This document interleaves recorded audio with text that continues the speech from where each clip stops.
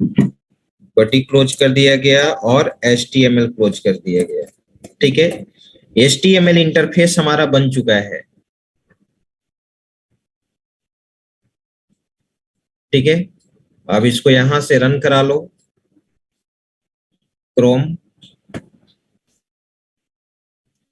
देखिए रन भी कर चुका, फर्स्ट नंबर सेकेंड नंबर, लेकिन अभी ऑपरेशन परफॉर्म नहीं होगा। इसमें मैंने 30 इंटर किया, इसमें मैंने 10 इंटर किया। अभी आप ऐड बटन पे ऑपरेशन, सब बटन पे, मल्टी डीप पे नहीं कर सकते हो। रीसेट बाय डिफॉल्ट काम करता है, वैल्यू को क्या कर देगा, रीसेट कर देगा। लेकिन उसके लिए रीसेट लिखना होगा, हम लोग बटन लिख चुके हैं। ठीक है, तो वहां पे सुधार कर लेंगे और एग्जिट पे क्लिक करेंगे तो हमारा ये पेज क्या हो जाना चाहिए, क्लोज हो जाना चाहिए। ठीक है, तो अब यहाँ पे आते हैं कोडिंग में। तो सबसे पहले रीसेट वाले में टाइप में हम लोग रीसेट लिख देंगे, जो फॉर्म को रीसेट कर देगा। ठीक है, और एक जावास्क्रिप्ट का एक मेथड होता है प्री डिफाइंड, विंडो को क्लोज करने के लिए, पेज को क्लोज करने के लिए, विंडो डॉट क्लोज। और यहां पर लिखोगे ऑन क्लिक। मैं इवेंट्स बताऊंगा, बहुत सारा इवेंट होता है। जैसे ही एग्जिट बटन पे क्लिक करेंगे, ऑन क्लिक एक इवेंट का नाम है, और हमारा वो पेज क्या हो जाना चाहिए, क्लोज हो जाना चाहिए। ठीक है, तो उसके लिए हम लोग लिखते हैं window dot close, window dot close. ठीक है, सेमी कॉलन यहां पर दे भी सकते हो, नहीं भी दे सकते हो। ठीक है, विंडो डॉट क्लोज क्या कर देगा, विंडो को क्लोज कर देगा। अब सब्ट्रैक्शन, मल्टीप्लीकेशन, डिवीजन पे ऑपरेशन परफॉर्म करने के लिए आपको फंक्शन बनाना होगा। चलिए, तो अभी हम लोग यहाँ पे फंक्शन बना रहे हैं। आपको मालूम है कि जावास्क्रिप्ट के कोडिंग को हम लोग स्क्रिप्ट टैग के अंदर लिखते हैं HTML फाइल में। ठीक है, लैंग्वेज इक्वल टू जावास्क्रिप्ट लिख भी सकते हैं, नहीं भी लिख सकते हैं, ऑप्शनल है। और यहाँ पे स्क्रिप्ट टैग को क्लोज कर दिया गया। ठीक है, और तुम जानते हो कि मोर देन वन फंक्शन बनेगा तो ग्लोबल वेरिएबल का कॉन्सेप्ट, मैंने एक ग्लोबल वेरिएबल बना लिया। दोनों टेक्स्ट बॉक्स से वैल्यू को हम A और B में रिट्रीव करेंगे। ठीक है, और एक रिजल्ट के लिए मैंने RS ले लिया, एक ग्लोबल वेरिएबल है। अब फंक्शन बनाओ। प्रीवियस क्लास में ही मैंने आपको बताया था फंक्शन कैसे जावास्क्रिप्ट में बनता है। यहाँ पे फाइंड एट नाम का एक फंक्शन बना। ठीक है, और यहाँ पे स्टार्टिंग और एंडिंग कर्ली ब्रेस, दोनों टेक्स्ट बॉक्स से वैल्यू को रिट्रीव करो। ये इक्वल टू, जस्ट अभी मैंने बताया कि वैल्यू कैसे रिट्रीव करना है, document dot get element by ID, और फर्स्ट टेक्स्ट बॉक्स का आईडी क्या दिए हो, फर्स्ट। तो यहां पर आपको क्या लिखना होगा, फर्स्ट लिखना होगा, डॉट वैल्यू। सर वैल्यू यहाँ पर रिट्रीव हुआ, लेकिन तुम जानते हो डायलॉग बॉक्स में भी मैंने बताया था कि प्रॉम्प्ट डायलॉग बॉक्स के थ्रू या टेक्स्ट बॉक्स के थ्रू जो भी वैल्यू हम लोग इनपुट लेंगे वो एज ए स्ट्रिंग फॉर्मेट में होता है, तो बाय डिफॉल्ट। तो इसको मुझे किस में कन्वर्ट करना होगा, इंटीजर में। तो इंटीजर में कन्वर्ट करने के लिए हम लोग यहाँ पे, पहले भी मैंने बताया है, मैंने पार्सिंट यूज कर दिया। पार्सिंट जो आपके स्ट्रिंग वैल्यू को किस में कन्वर्ट कर दिया, इंटीजर टाइप में। हाँ, कुछ बोल रहे थे कोई। सर अभी जो ये लाइन लिखे ना सर, जिसमें हम लोग रिट्रीव कर रहे हैं उस फील्ड से वैल्यू को, तो सर एडिशन के लिए, मल्टीप्लिकेशन के लिए, सब के लिए करना पड़ेगा। तो इसको भी तो ग्लोबल बना सकते हैं ना सर, इस लाइन को। नहीं, इसको तो किसी फंक्शन पे ना कॉल करने जा रहे हो तुम। अब तुम कैसे, अब यूजर तो इंडिपेंडेंट वे में काम करेगा। यूजर तो हो सकता है कि सब्ट्रैक्शन भी परफॉर्म कर सकता है, मल्टीप्लिकेशन भी परफॉर्म कर सकता है। तो यूजर तो किसी भी बटन को ना क्लिक कर सकता है। तो आपको क्या करना होगा, सभी फंक्शन में वैल्यू को क्या करना होगा, रिट्रीव करके चलना होगा। आई बात समझ में। ठीक है, हर फंक्शन इंडिपेंडेंट होगा। कंट्रोल C, कंट्रोल V, यहां पर मैंने क्या कर दिया, B इक्वल टू, और यहाँ पे आईडी, दूसरे टेक्स्ट बॉक्स का आईडी क्या है, सेकंड यहाँ पर दे दिया। अब operation RS equal to A plus B। अभी हम लोग टेक्स्ट बॉक्स में वैल्यू टेक्स्ट बॉक्स से वैल्यू रिट्रीव कर रहे थे, अब टेक्स्ट बॉक्स में रिजल्ट को दिखाना है तो जस्ट ऑपोजिट लिखेंगे।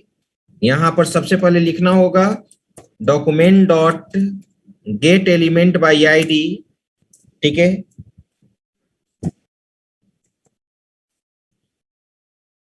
और यहां पे आईडी में मैंने दे दिया document dot get element by ID, result था उसका ID, result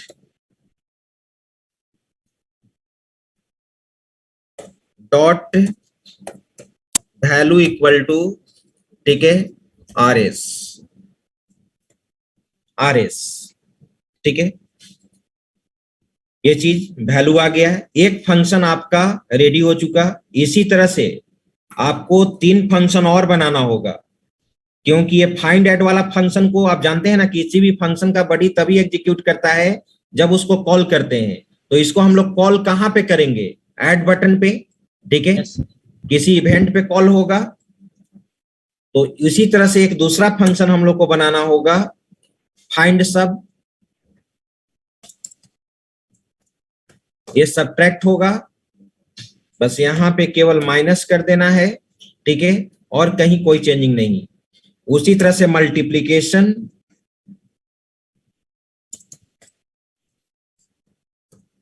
multi A multiply B, ठीक है। अब लास्ट है डिवीजन, कंट्रोल भी डिप ए बाई बी। चारों फंक्शन बनकर रेडी हो गया, लेकिन आप जानते हैं कि जब तक इसको कॉल नहीं करेंगे तब तक इसका बॉडी एग्जीक्यूट नहीं करेगा। आइए 4 बटन आपने बनाया था, एक एडिशन, एक सब्ट्रैक्शन, ऑन क्लिक इवेंट, बहुत सारा इवेंट है जो बताएंगे आगे। On click event,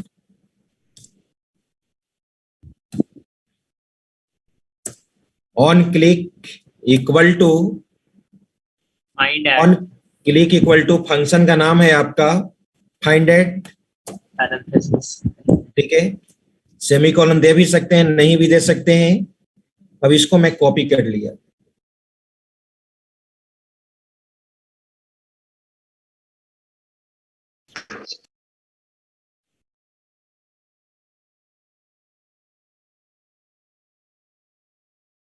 control C, control V,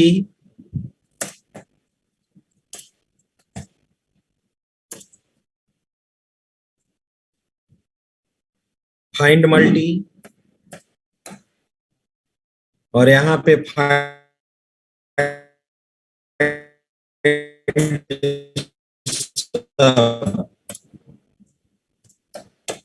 ठीक है, कंट्रोल S। अब इसको आप रन कराइए, रिफ्रेश कर लो। मैंने फर्स्ट नंबर इंटर किया 30, सेकेंड नंबर इंटर किया 10, ऐड बटन पे क्लिक किया, एडिशन 40 आ चुका, सब्ट्रैक्शन भी है, मल्टीप्लिकेशन, डिवीजन, रीसेट करेंगे, तीनों रीसेट हो जाएगा, और एग्जिट करेंगे, वेब पेज क्लोज हो जाएगा। क्लोज हो गया, ठीक है। अब यहां पे मैंने बोला था कि फॉर्म एलिमेंट से वैल्यू को रिट्रीव करने के लिए एक और मेथड है। अभी तो आपने फर्स्ट मेथड देखा गेट एलिमेंट बाय आईडी, ठीक है। अब दूसरा मेथड यहां पे है, डायरेक्ट हम लोग फॉर्म नेम से भी किसी भी फॉर्म एलिमेंट के वैल्यू को एक्सेस कर सकते हैं। सबसे पहले इसका स्क्रीनशॉट ले लीजिए, इसी प्रोग्राम में मैं मॉडिफाई करूंगा। स्क्रीनशॉट लीजिए, स्क्रॉल करें, यस Yes. सर।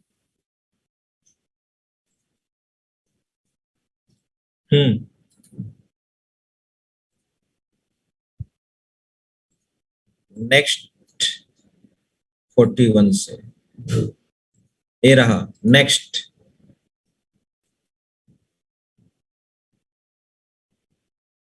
लास्ट रहा आपका ये, इसका स्क्रीनशॉट ले लीजिए। अब देखिए सेकेंड मेथड में मैं यहां पर क्या मॉडिफाई कर रहा हूं, ठीक है। अब हम लोग गेट एलिमेंट बाय आईडी हम लोग यूज नहीं करेंगे, ठीक है। अब यहां पे मैं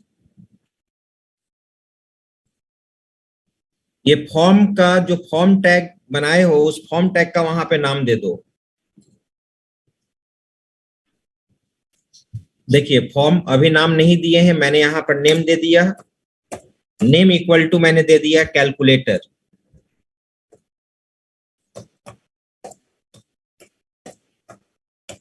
कैलकुलेटर कुछ भी नाम दे सकते हैं, मीनिंगफुल नेम देना चाहिए। अब आईडी के जगह जानते हो क्या दोगे? नेम दे दो। नेम इक्वल टू मैंने फर्स्ट रख दिया। यहां पर भी नेम इक्वल टू मैंने दे दिया सेकंड, और यहां पर भी नेम इक्वल टू रिजल्ट। अब कहीं चेंजिंग नहीं करना है। अब आ जाइए फंक्शन में।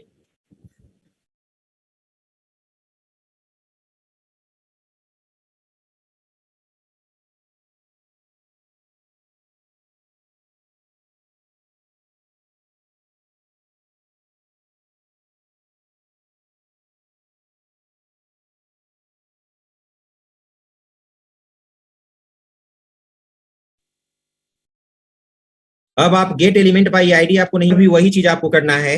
दूसरे टेक्स्ट बॉक्स से वैल्यू को रिट्रीव करना है, कैलकुलेटर। उसके बाद फॉर्म एलिमेंट का नाम सेकंड दिए थे, डॉट वैल्यू। यहां पर भी वही चीज, calculator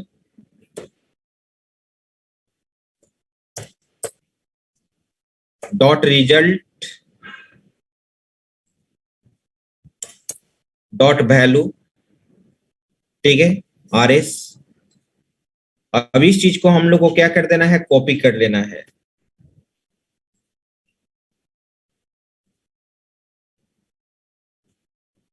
control C,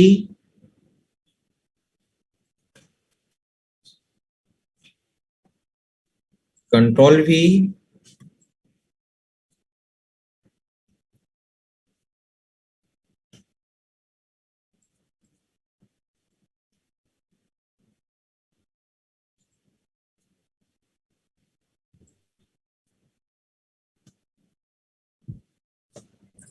control C, control V।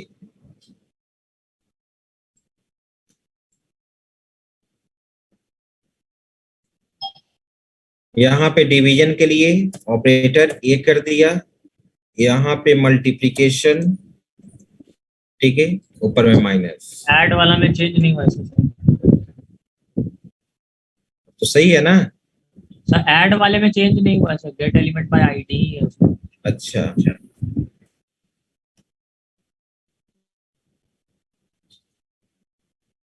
Plus. चलिए प्रोग्राम रेडी है, सेव किया, कंट्रोल S। अब इसको रन कराइए, रन, ठीक है। फर्स्ट नंबर 50 टैब 5, ठीक है, 55 आ गया। सब्ट्रैक्शन, मल्टीप्लिकेशन, डिवीजन, रीसेट कर दिए, एग्जिट कर गए।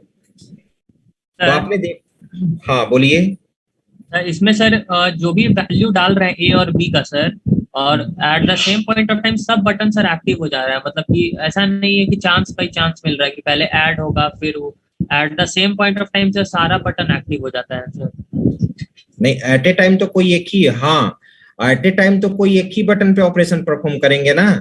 जैसे ऐड बटन है, सब्ट्रैक्शन है, मल्टीप्लिकेशन, डिवीजन है, मान लो कि 4 बटन है। अब आपको कौन सा ऑपरेशन परफॉर्म करना है? अगर मान लो कि आप 2 नंबर को सब्ट्रैक्ट करना चाहते हो तो सब बटन पे क्लिक करेंगे, क्योंकि सारा फंक्शन इंडिपेंडेंट वे में बनाए हैं, ठीक है।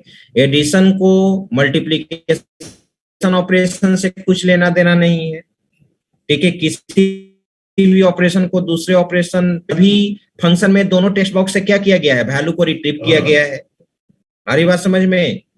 यस, ठीक।